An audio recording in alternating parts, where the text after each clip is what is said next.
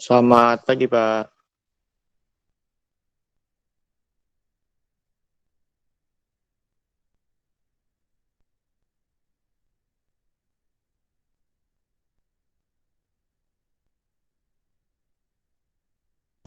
Pagi. Selamat pagi, Pak. Pagi, Pak. Iya, Pak. Pagi, Pak.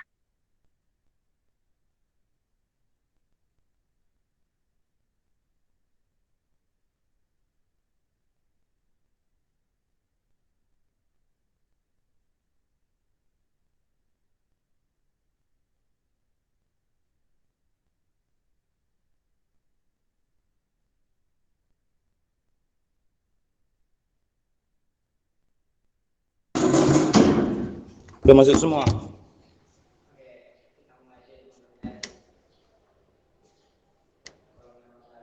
Belum, Pak.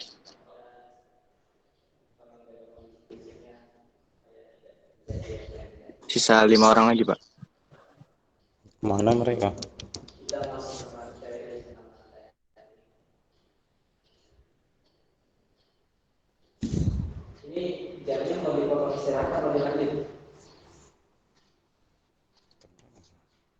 Kintar. Pak, beberapa ada yang izin, Pak. Ada 3 orang, Pak. Sabar. Oke, siapa dia yang izin? Ada si Esther izin tadi katanya mau tes PCR. Wah, COVID. Baru gejala, Pak. Pikir udah COVID. Sabar, pakai masker dulu. Ya, Pak.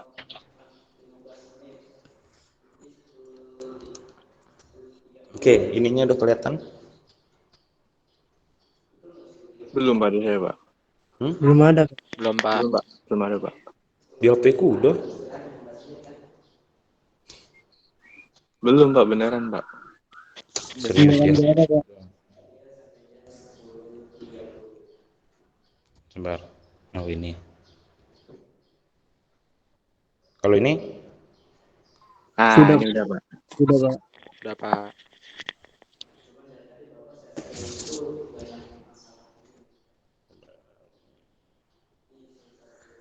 Oke, kemarin akhir penyampai mana?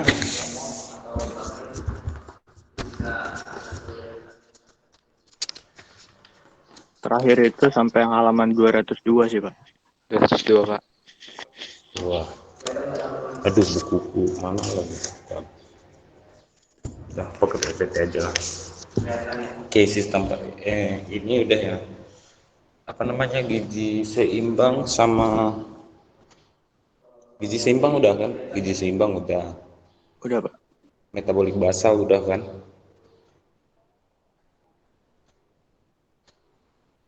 Yang berat-berat itu.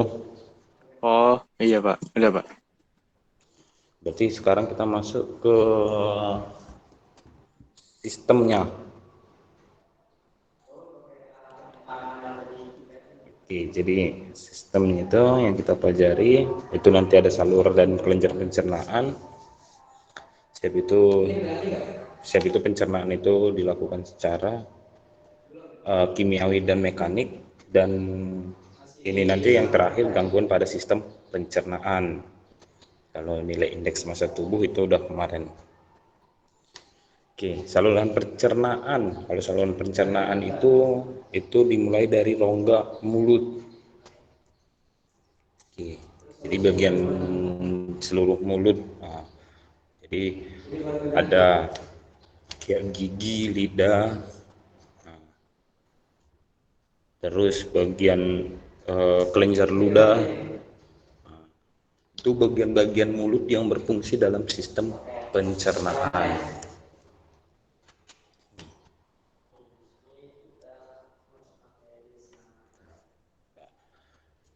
Terus di bagian mulut ini yang tadi udah ada organnya.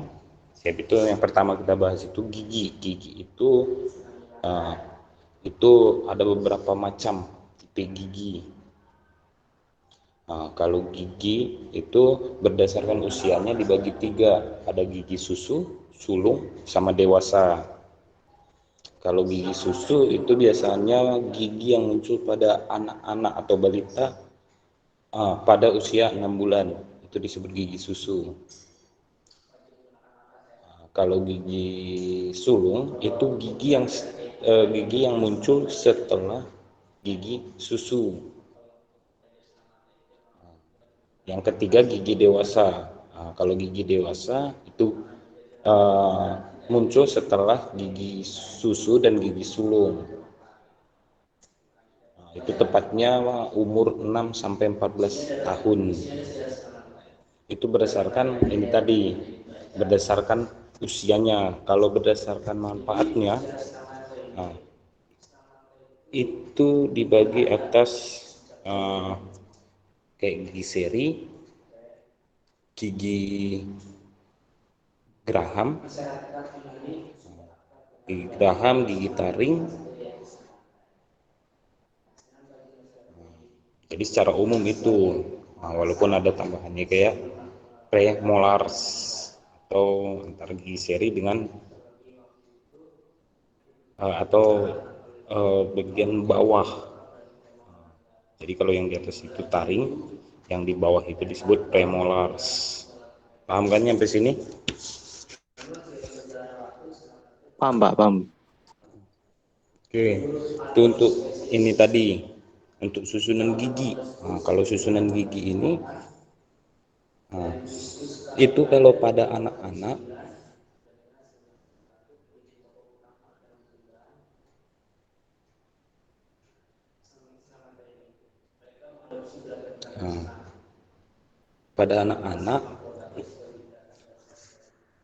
itu terdapat 4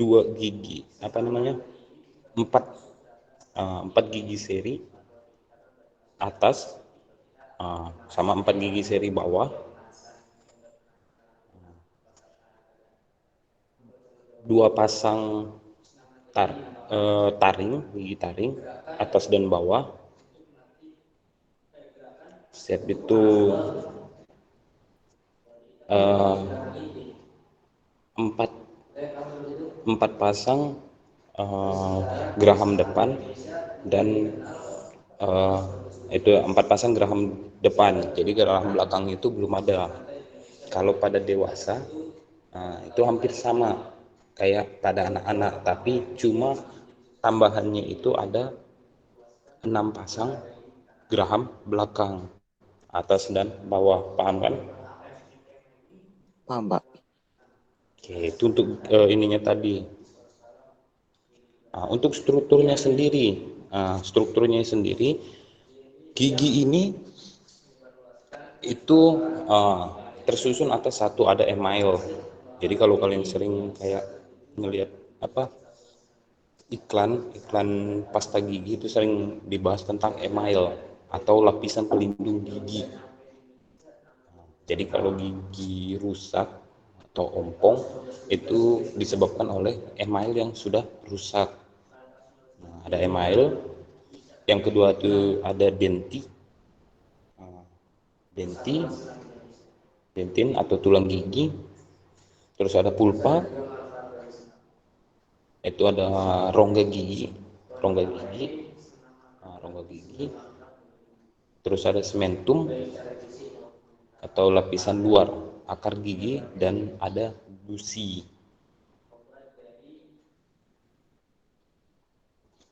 Oke, paham kan? Di buku ada gambarnya kan? Ada, Pak, ada.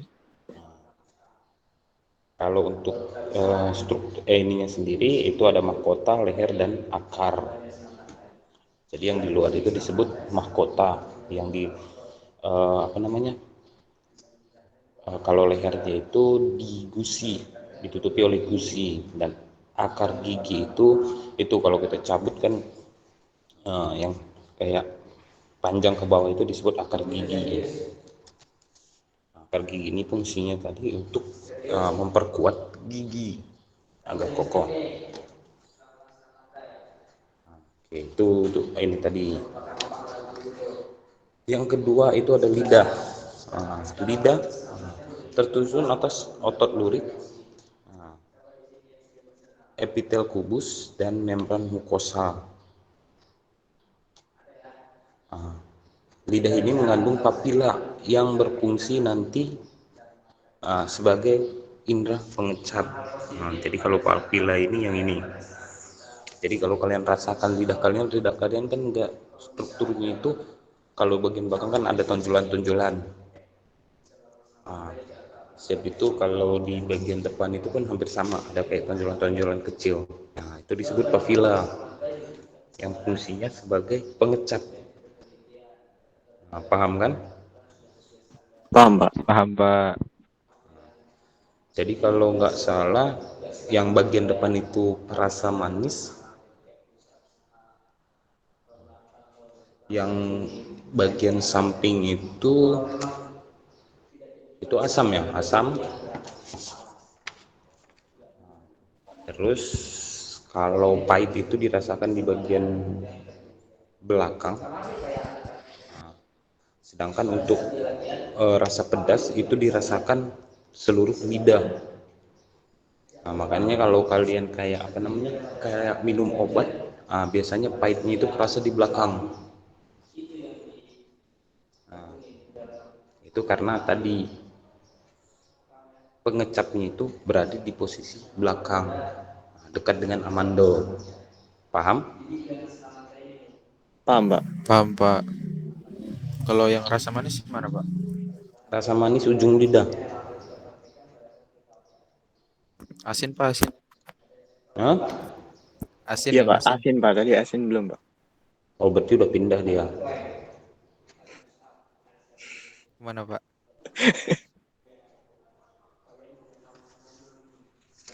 Pokoknya itulah ininya. Oke, itu untuk lidah tadi.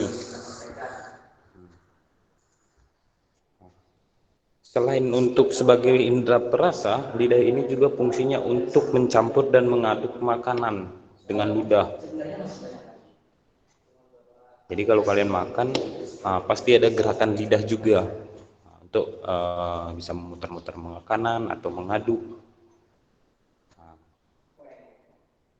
Bisa kayak ya istilahnya kalau kalian makan pasti ada gerakan lidah yang terjadi di situ itu agar makanan tercampur dengan kelenjar ludah. Yang kedua, fungsinya itu untuk mendorong makanan ke esofagus, mendorong makanan masuk. Oke, paham kan tentang lidah?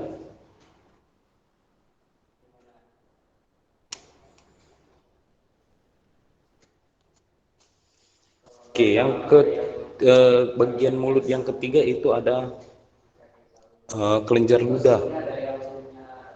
Nah, jadi kelenjar ludah ini dibagi atau disebut juga saliva.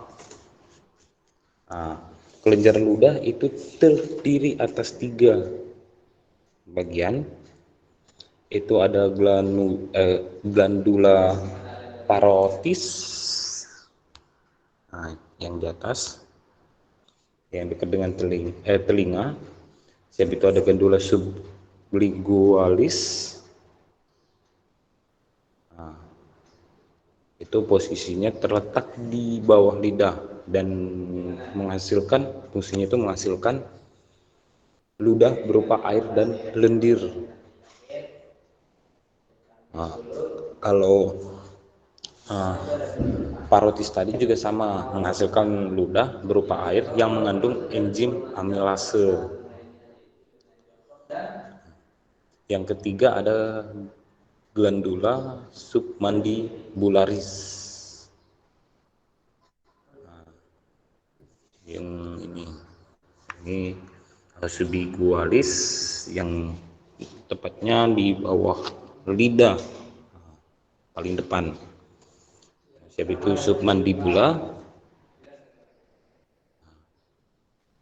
Itu fungsinya untuk menghasilkan ludah berupa air dan lendir, sebenarnya sama, penghasil ludah semua.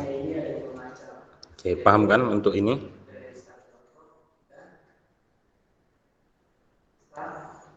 Paham? Paham, Pak. Oke. Fungsinya apa? Fungsi ludah itu sendiri itu untuk satu, mencerna makanan secara kimiawi. Jadi yang terjadi di situ itu jadi pada kimiawi itu amilum ditambah dengan enzim pitialin itu akan menghasilkan maltosa. Jadi pencernaan amilum itu terjadi pada mulut, bukan terjadi pada lambung. Yang kedua, fungsinya itu membasahi makanan. Yang ketiga, mencegah mulut dari kekeringan. Keempat, itu membunuh mikroorganisme. Dan lima, itu sebagai larutan penyangga. Itu fungsi dari si ludah. Yang ketiga, organ yang berikutnya itu ada esofagus. Esofagus ini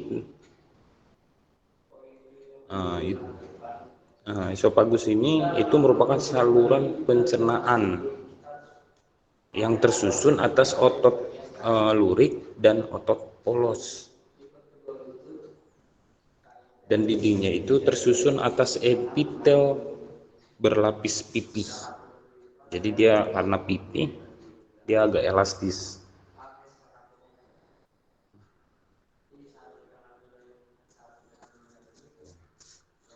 Pada esofagus sendiri itu makanan yang masuk atau makanan masuk akan didorong ke dalam lambung itu dengan gerakan peristaltik atau istilah vertikal. Sebab itu sendiri ada penghubung atau katup. Jadi kalau kita bisa lihat, jadi di sini ada saluran kayak penghubung antara tenggorokan dan kerongkongan. Jadi saat kita saat makanan masuk, itu kan saat makanan, makanya kalau kita lagi makan itu dilarang untuk berbicara. Karena kalau kita berbicara, katupnya itu akan terbuka, sehingga makanan masuk ke tenggorokan, bukan masuk ke kerongkongan. Kalau gerak peristaltik itu dia seperti ini.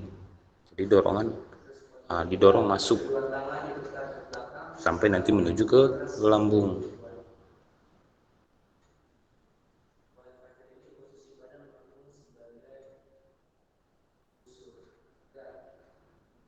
Oke. Paham nyampe sini? Paham, Pak. Oke. Organ yang ketiga yaitu ada lambung. Lambung ini merupakan sebuah kantung makanan yang tempat nanti pencernaan makanan setelah makanan masuk melalui kerongkongan. Untuk strukturnya sendiri,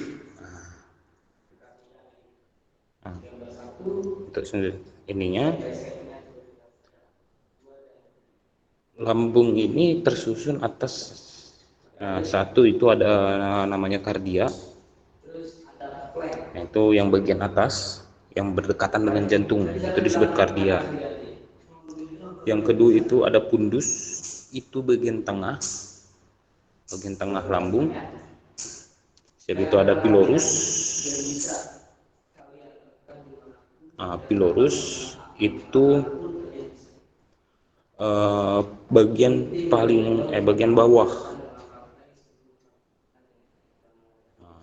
Bagian paling bawah.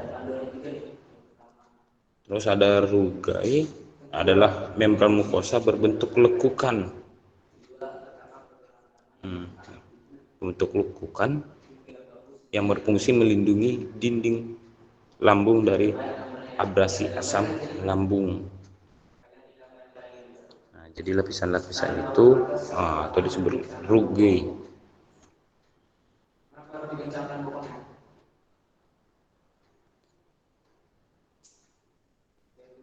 Yang berikutnya itu ada katup, nanti di ini pada lambung itu ada juga katup. Nah, itu ada dua katup, ada katup filorus dan katup esofageal. Katup esofageal ini fungsinya nanti itu agar makanan yang sudah masuk ke lambung tetap berada di lambung, jadi dia nggak terdorong lagi keluar. Jadi hampir sama kayak orang muntah. Nah, itu orang muntah itu karena terjadinya goncangan, baik itu goncangan atau akibat asam lambung yang naik, sehingga makanan yang di lambung itu didorong paksa keluar. Nah, itu katupnya itu katup esofagealnya itu dipaksa untuk membuka. Dan katup pilorus itu katup yang berdekatan dengan usus 12 jari. Jadi katupnya itu fungsinya agar makanan yang dicerna di lambung itu tidak masuk ke usus 12 jari sebelum selesai. Nah, sebelum selesai pencernaannya dia nggak keluar. Ini. Nah, itu bagian-bagian pada lambung tadi. Paham sampai sini?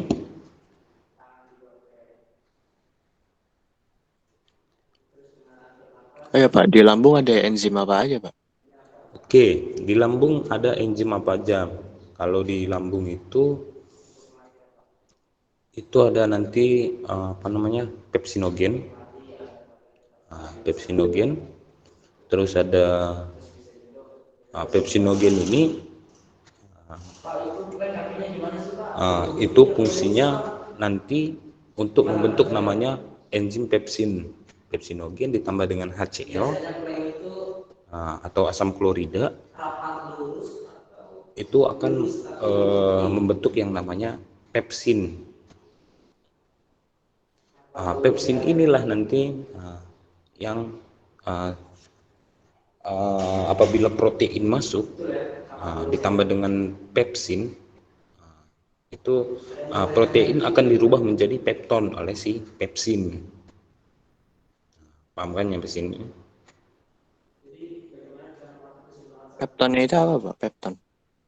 Apa?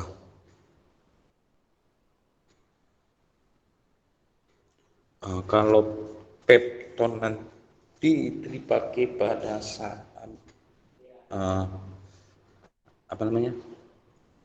pembentukan asam amino dalam tubuh. Oh iya, paham Pak. Nah, itu yang tadi.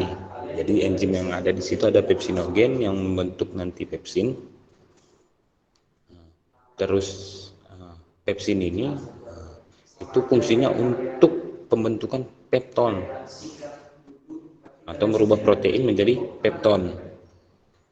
Yang berikutnya ada kasinogen. Kasinogen yang terdapat dalam kandungan susu itu akan digumpalkan oleh renin, enzim renin, membentuk yang namanya kasein. Paham kan? Paham Pak. Jadi kalau pagi-pagi kalian minum susu itu susu itu akan dicerna di dalam lambung. Paham? Oke Pak, paham Pak. Kandungan susu akan dicerna di dalam lambung.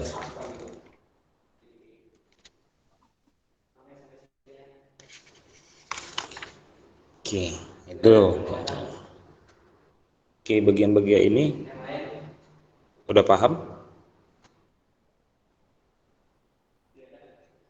Paham? Ada pertanyaan lagi? Enggak ada Pak, dari saya nggak ada pertanyaan lagi Pak.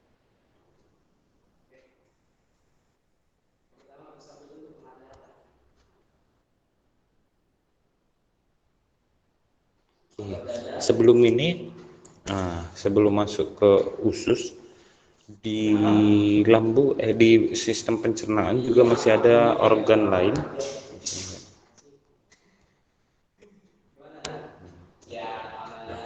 Oh ini.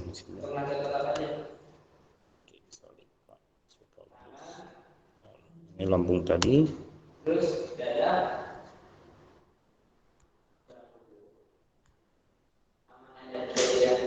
Oke, ini persen perlu ngobrol.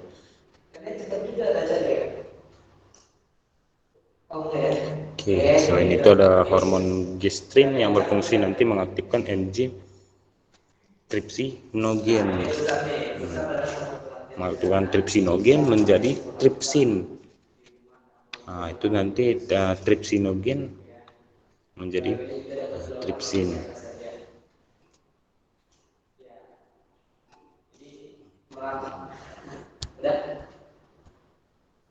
Oke.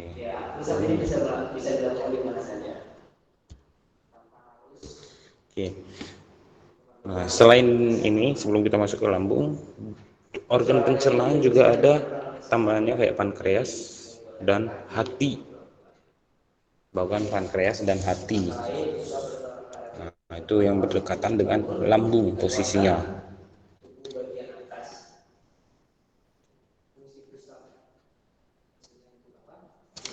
Oke.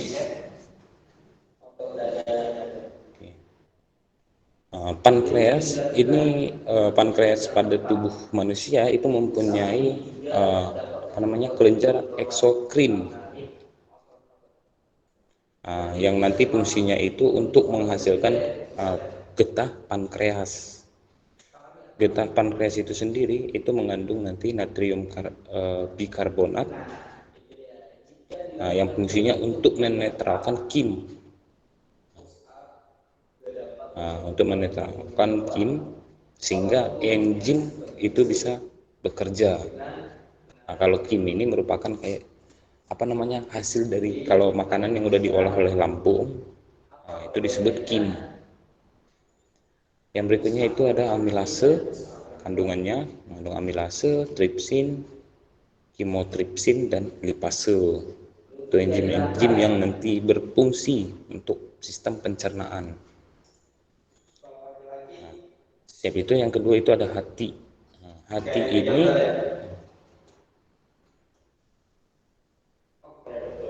itu fungsinya nanti untuk menghasilkan cairan empedu.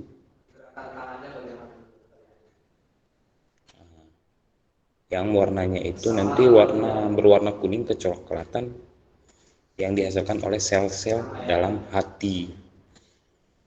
Cairan empedu itu sendiri itu terdiri atas air, getah empedu, bilirubin, dan kolesterol atau lipid. Fungsinya itu, fungsi dari cairan empedu itu sendiri itu satu, pembuangan sisa metabolisme perombakan eritrosit atau bilirubin. Yang kedua, pembuangan kolesterol berlebih. Yang ketiga, pengemulsi lemak.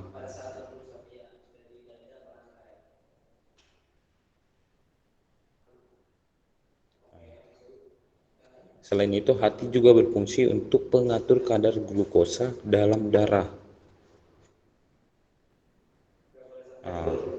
Pengatur kadar asam amino dalam darah. Jadi kalau terjadi kelebihan asam amino, itu akan disimpan di dalam hati.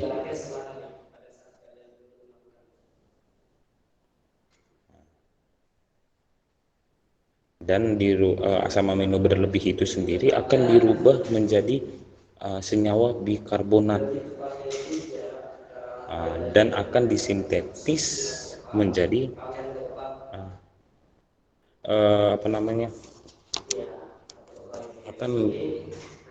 akan menjadi senyawa bernitrogen atau NH3 dan dikeluarkan melalui urea. Yang kedua itu diubah menjadi senyawa tak bernitrogen. Itu akan disintetis menjadi karbohidrat dan juga lemak. Paham?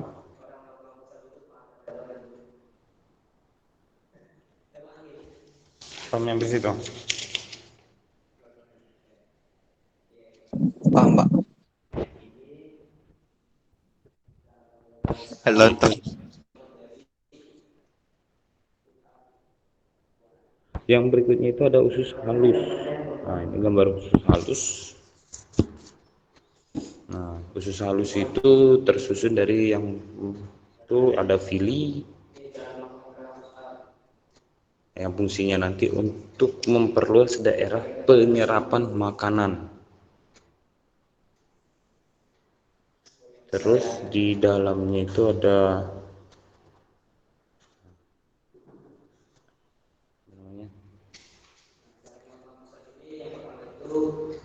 bagian strukturnya, ada pembuluh darah,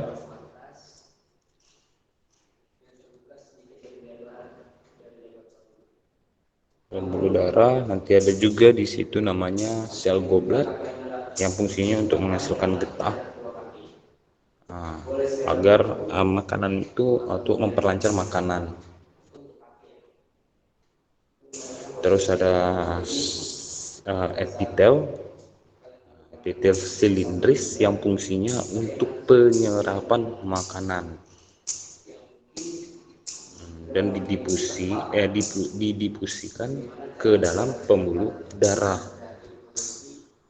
Pak, mohon maaf, Pak. Itu screen-nya di saya sih nge-freeze, Pak. Terus Iya, Pak. ini Belum, Pak. Masih sama, Pak. Nge-freeze gini, Pak. Gepeng Pak bisa. Iya, di saya juga gitu, Pak. Gepeng jadi potret gitu, Pak.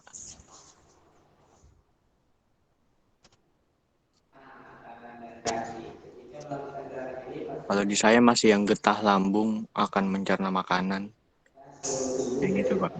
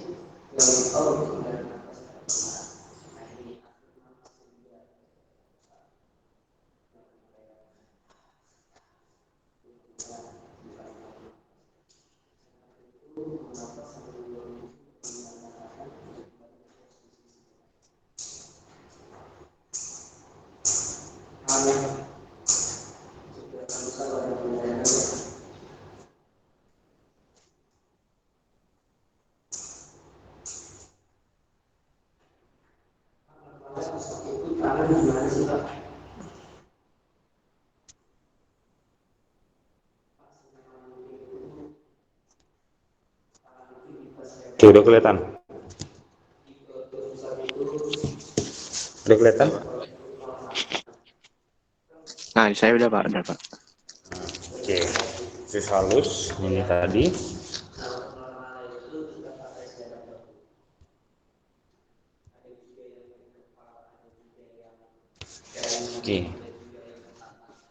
Oke, usus halus itu tadi kan sebagai bagian ini penyerapan juga, itu terdiri nanti atas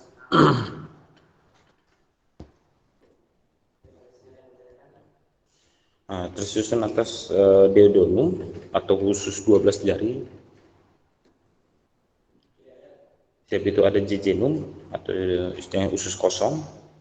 Jadi duodenum, jejunum, dan ileum.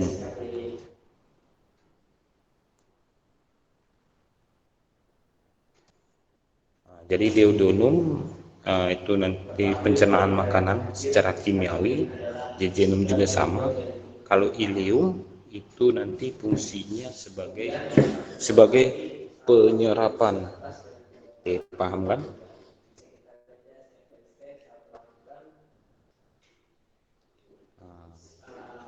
Di dalam di dalam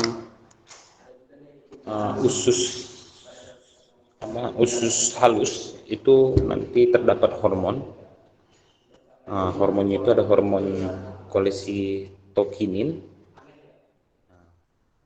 Itu fungsinya untuk merangsang hormon untuk merangsang empedu untuk mengeluarkan cairan empedu.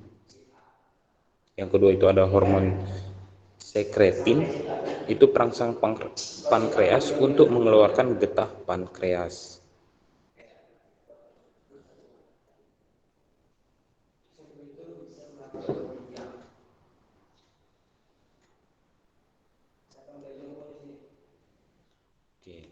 Jadi itu getah dinding yang dihasilkan oleh tadi usus halus itu akan menghasilkan itu satu itu ada disakrase, terus ada enterokinase, erepsin, peptidase, dan lipase. Jadi ini nanti fungsinya untuk pencernaan secara kimiawi.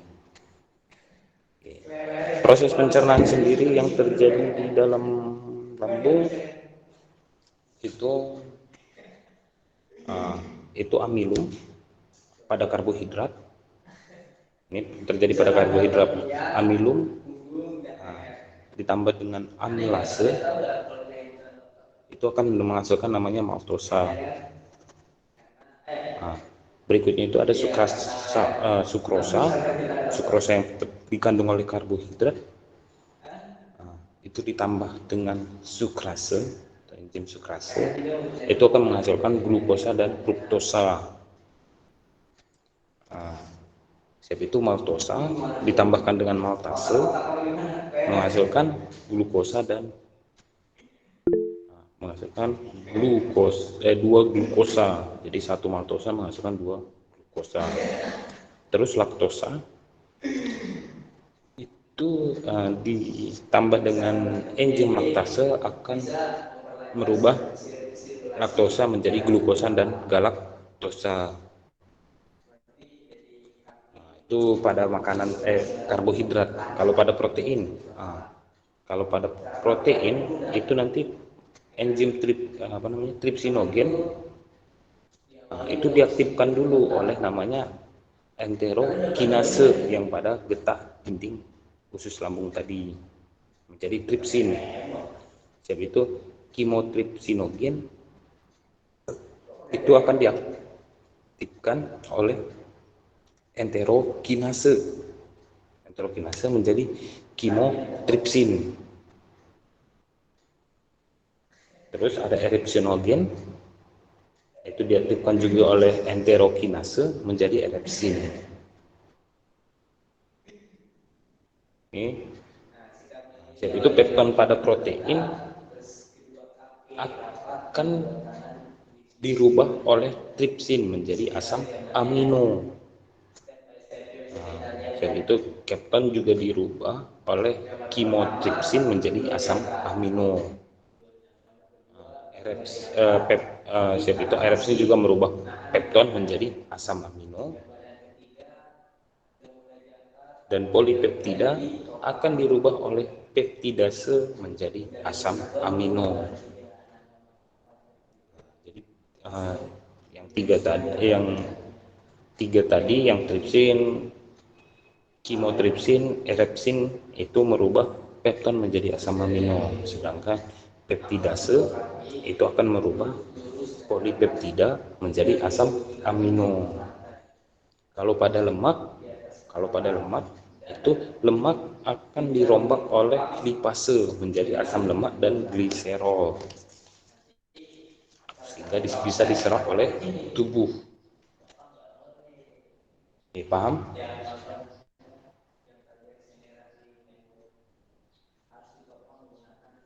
Paham sampai situ? Paham, Pak.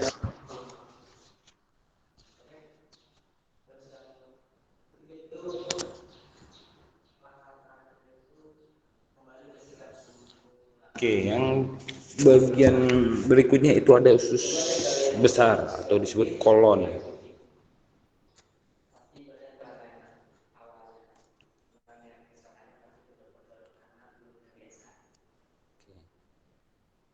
kolon.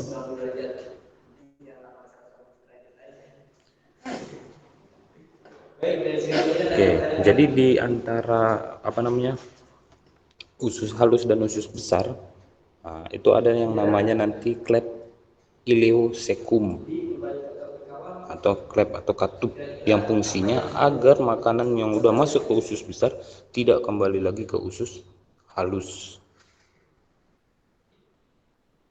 Jadi yang ini, di sini.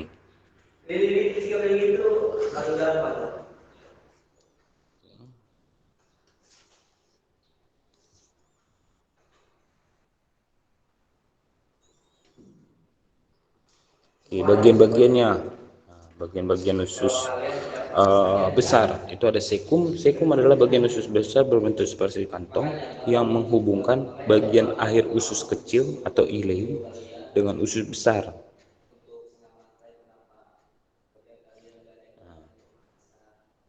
Jadi masuk ke usus besar dalam bentuk bubur cair atau cairan. Setiap itu akan diserap kembali nutrisinya dan sisa-sisa air dalam krim tersebut. Yang berikutnya itu ada kolon ascendens. Kolon ascendens itu atau istilahnya bagian paling besar dalam usus halus. Jadi kalau di gambarnya yang ini, seperti ini.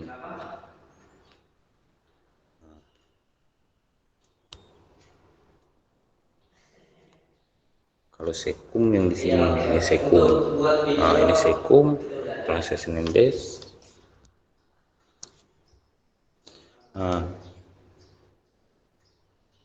Yang fungsinya nanti untuk menyerap air maupun nutrisi yang sebelumnya terlewatkan oleh usus halus, si kolon ascendens.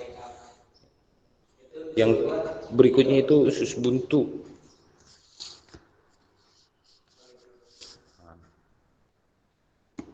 Usus buntu ini atau disebut kalau dibilang itu fungsi usus buntu sendiri itu sebagai pengatur massa feses atau kotoran, mengatur kadar garam, air dan mineral pada feses, dan pembusukan makanan. Itu fungsi si usus buntu.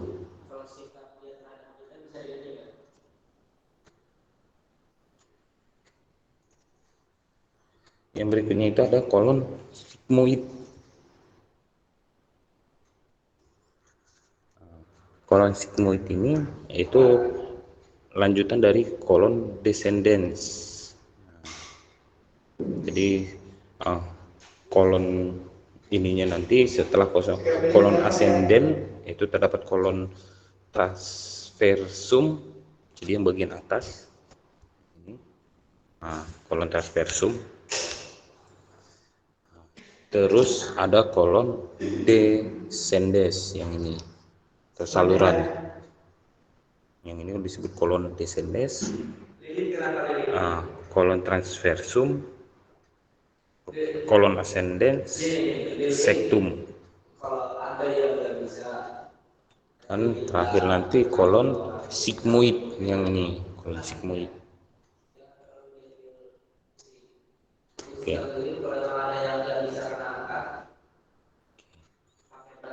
Yang berikutnya itu ada rektum atau bagian yang sebelum anus, yang ini rektum.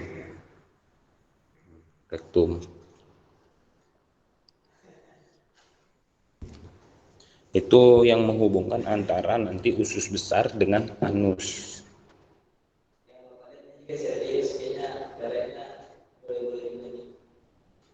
Dan yang terakhir itu ada anus. Anus ini nanti fungsinya untuk mengeluarkan makanan atau mengeluarkan kotoran atau sisa-sisa makanan. Paham? Paham, Pak? Pahamnya Paham, Pak. Paham.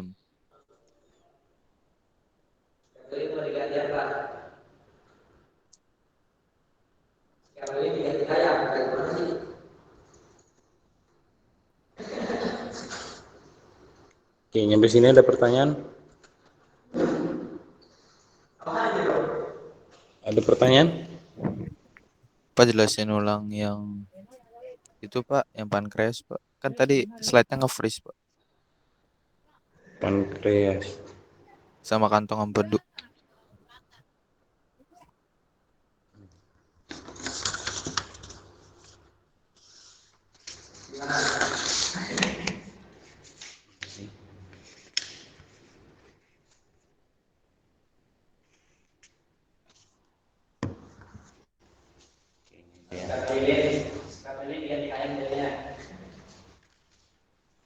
Oke, pankreas dan jadi apa namanya organ pencernaan yang lain itu ada pankreas dan empedu. Jadi pankreas dan hati, yang fungsinya nanti kalau pankreas itu nanti untuk menghasilkan getah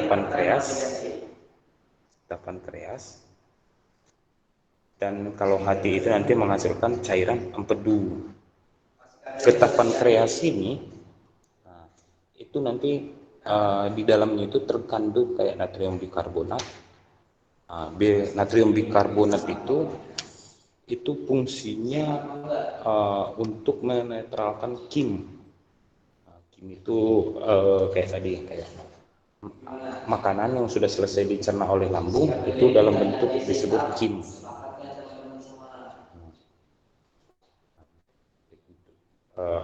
Disebut kim. Itu natrium bikarbonat itu fungsinya nanti untuk menetralkan sehingga enzim itu bisa bekerja di dalamnya. Selain itu di dalam getah pankreas juga terdapat nanti amilase, tripsin yang tadi fungsinya untuk merubah koton, kimotripsin dan lipase.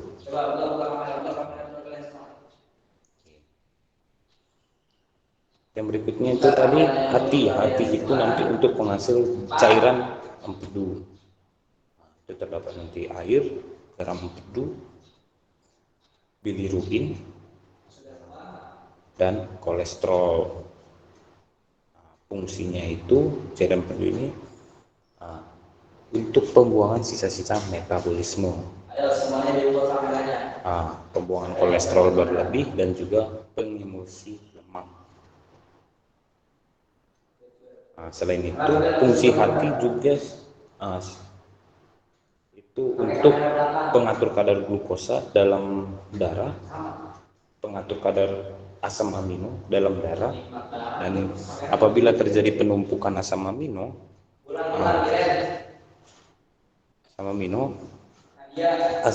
tersebut akan disimpan ke dalam hati, dan di dalam hati akan dirubah menjadi senyawa bernitrogen.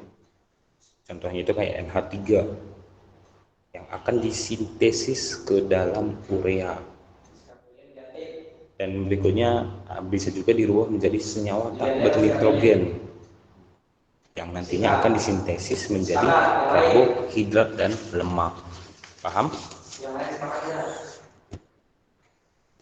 Paham, Pak. Oke, ada pertanyaan lagi?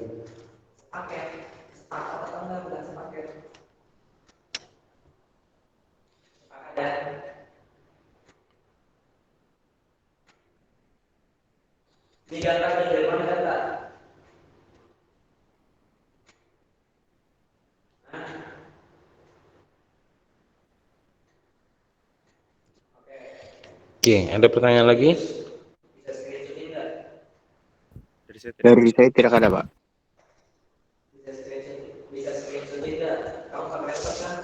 Oke, nggak ada pertanyaan lagi. Pak, Yuk.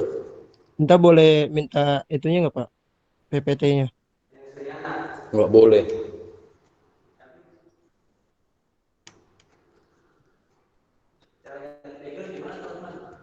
Kalau nggak diisinya. Bakal tambahan catatan aja Pak. nyatet aja kalau nanti aja aku kasih rangkumannya. Oke, Pak.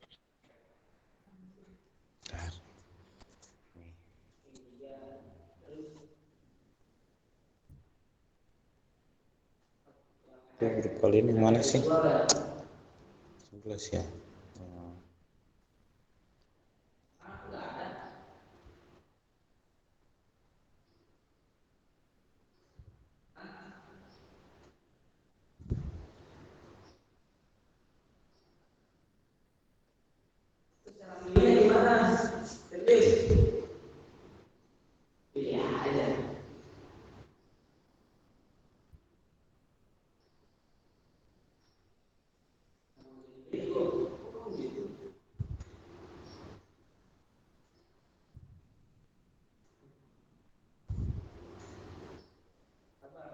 Ganti dulu di background Bapak, baru kita berangkat.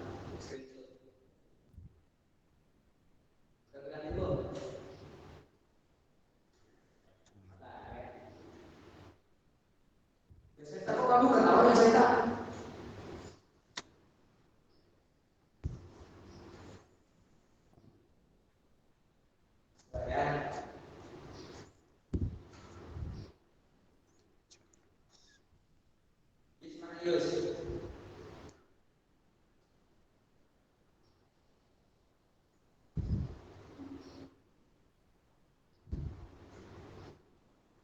Nanti kok kamu sama-sama saya? Ganti-ganti kamu jangan sama-sama saya. Kirim ke grup aja ya. Oke, Pak. Oke, Pak. Terima kasih, Pak. Oke, pakai itu aja nanti rangkumannya. Pak.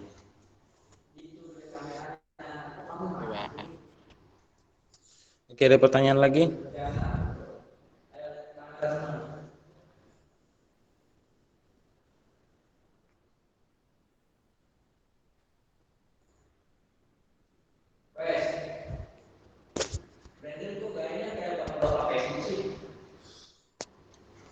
Oke, kalau nggak ada nanti kita tutup aja hari ini.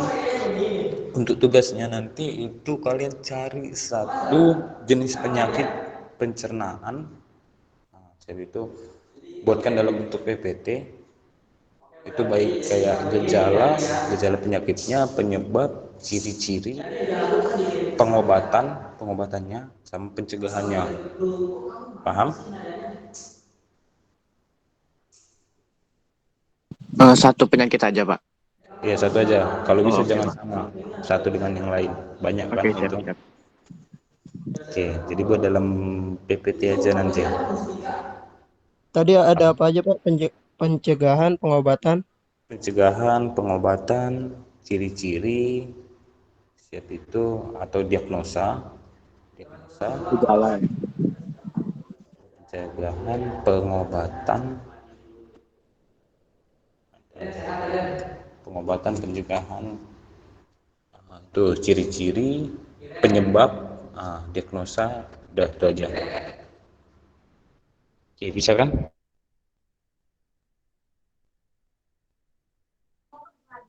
Bisa, Pak. Bisa, Pak.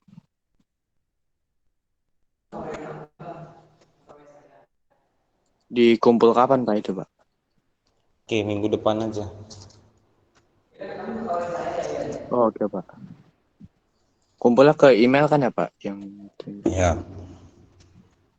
Nah, kita sampai jam berapa ini? 10.45 ya? 10? Iya, Pak. 10. Iya kan? 10.30 kan? Iya, Pak. Oke, berarti 30 menit lagi. Kalau hari ini selesai jam pelajaran biologi, kalian judulnya udah harus ada. Oke, Pak.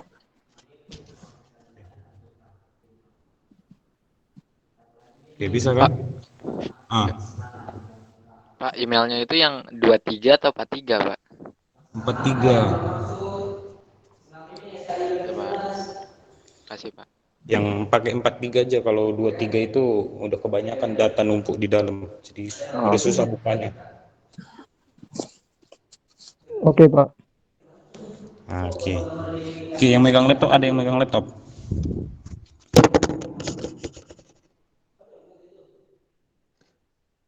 Tidak yang megang laptop. Marco apa Marco? Oke. Foto. Screenshot aja dulu. Nggak usah open cam, Pak. Hah? Nggak usah open cam. Open cam lah.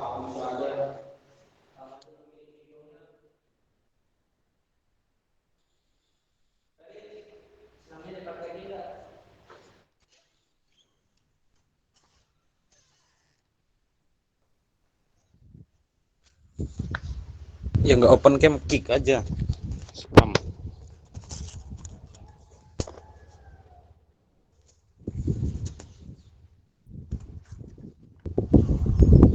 Saya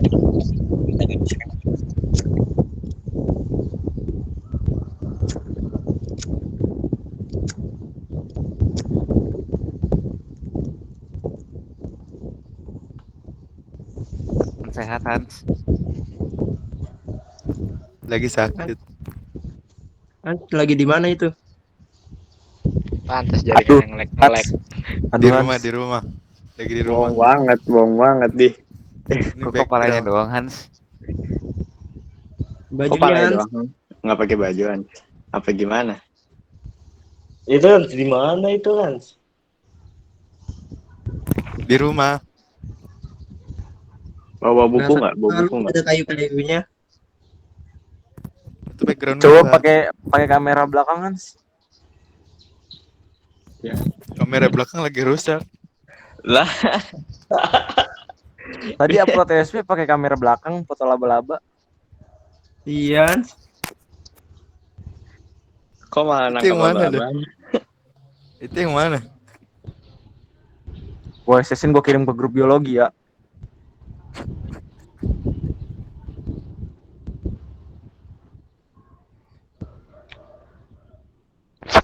Udah buka kamera semua.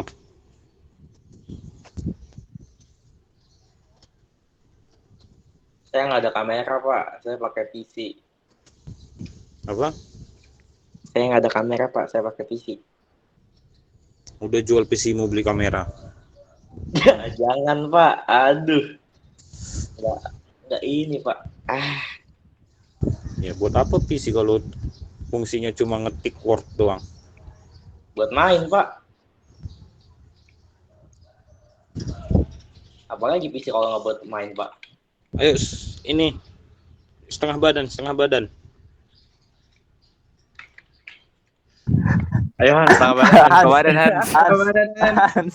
Lah, setengah badan Hans, bukan Panik, setengah panik. kepala Hans. Setengah badan bukan setengah kepala. Kalau nggak setengah badan dianggap absen. Tuh, nggak absen tuh.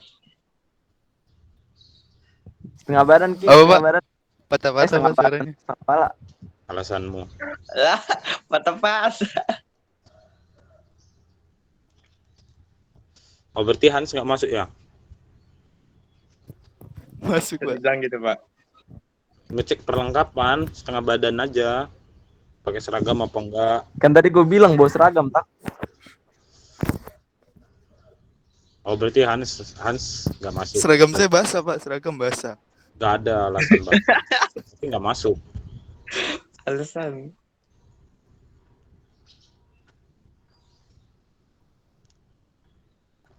Oke, siapa lagi yang belum buka kamera? Sini nggak kelihatan lagi.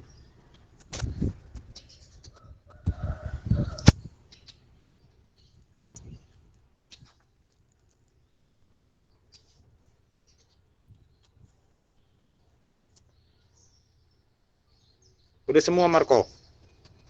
Belum, Pak. Joe, Dani sama Maxi. Maxi kan nggak bisa. Kalau Joe lagi nge-push itu.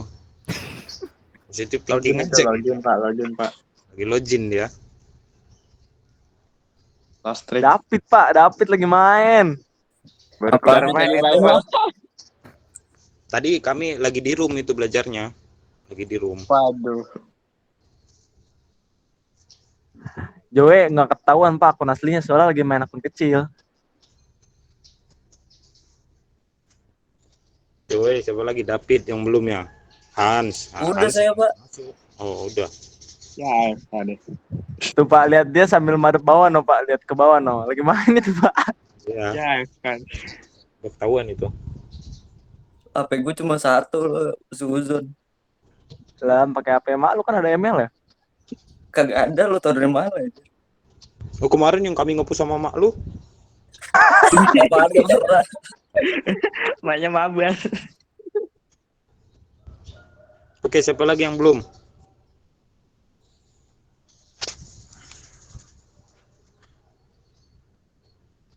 Udah semua Marco? Joe, Dani sama Maxi, Pak. Joe, Dani sama Maxi. Hans. Dani bohong Pak, Dani. Dani sama Hans, Pak. Bisa kamera nggak bisa ya? Oke, yang ada aja lah screenshot. Ini saya screenshot, Pak. 1, 2, 3. Ya, Pak. Oke, nanti kirim ke grup keluarga ya. Iya, Pak. Oke, langsung kalian kerjakan itu. Nanti judulnya list aja ya. Oke, Pak. Oke, Pak. Sama yang Ya, nggak Pak. masuk di list aja. Siapa yang nggak masuk? Kayak Hans tadi kan nggak masuk. List aja. Nanti biar kasih tahu. Masuk, Pak, masuk itu. Nggak ada Hans. Oke, untuk hari ini sekian aja dulu. Sampai ketemu minggu depan. Oke, Pak. Terima kasih, Pak. Terima kasih, Pak. Sama-sama. Makasih, Pak. Pak.